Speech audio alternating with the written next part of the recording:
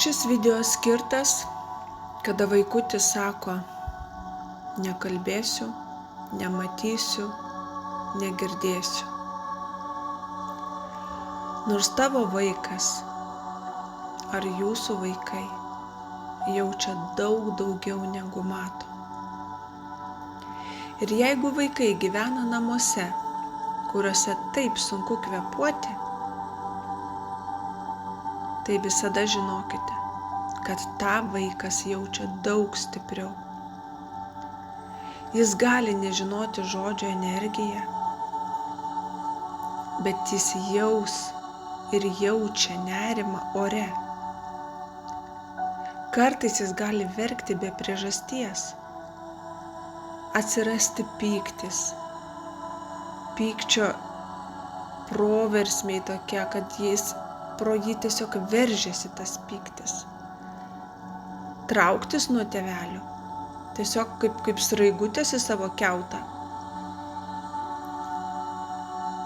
Dažnai serga vaikučiai, kada taip jaučiasi. Dažnai jaučiasi vieniši. O kur klaida tėvelių? Kartais jie visą tą nori numesti ant kažko. O tada prasideda, kaip aš sakau, lietuviški anekdotai. Jie mąsto, o gal tai blogas oras,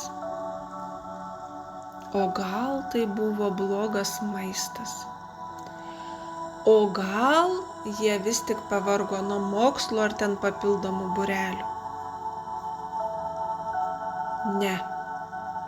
Šįkart jums sakau tvirtą ne, brangioji mama, ir ne, stiprusis tėti. Nes tai viskas slypi ir tvyro jūsų namų energijoje. Ir tai yra daug garsiau nei jūsų žodžiai ar apmąstymai ar mąstymai. Nes tiek jūs patys ir jūsų vaikai gyvena tame ir jūs kvėpuojate tuo kiekvieną mielą dieną. Tik apsivalydami jūs galite pradėti ir padėti ne tik savo. Išgelbėdami save ir vaiką nuo to vidinio sunkumo, kuris galbūt jūs lydi iki šiol ir jeigu nepasikeis, lydės visą likusį gyvenimą.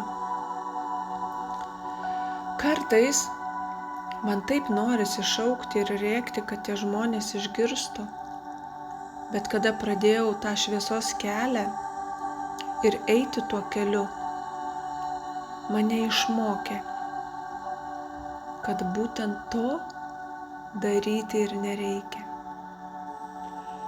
Nes ne pykčiu ir nerėkimu mes paliečiame kitą žmogų.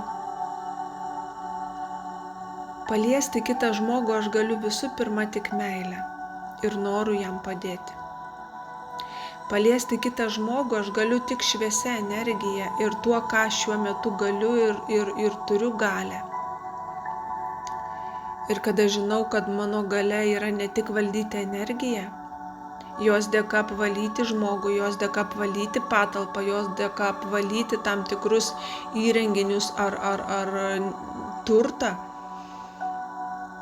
Bet dar turiu galią ir žodžio galią, balso galią. Ir kada man tas buvo išaiškinta ir paaiškinta, kad netgi mano balso vibracijos gali žmogui padėti, gali jį priversti susimastyti, padėti, apgalvoti, išklausyti, ko mes kartais labiausiai neturime.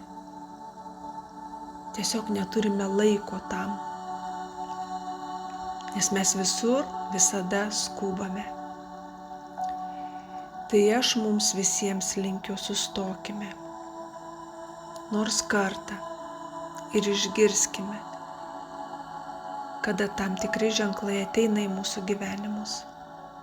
Ir jeigu jie paliečia ne tik mus, bet ir mūsų vaikučius, tai aš manau, kad turi tai pasiekti ne tik tėtį, ne tik mamą, bet paliesti visą šeimą. Aš linkiu mums visiems tik gero.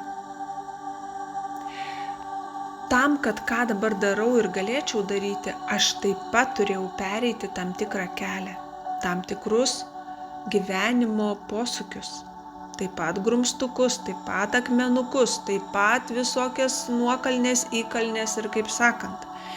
Tai jūs tikrai negalvokit, kad čia ir dabar man taip atsitiko. Bet šiai dienai, šią Dievo dovaną aš labai vertinu, garbinu, šlovinu ir noriu ją skleisti jums. Ir tuo, ką galiu, pasidalinti. O viskas, ko iš jūsų reikia, tik išgirsti, atpažinti save ir pripažinti, kad tam atėjo laikas. O aš visada esu šalia.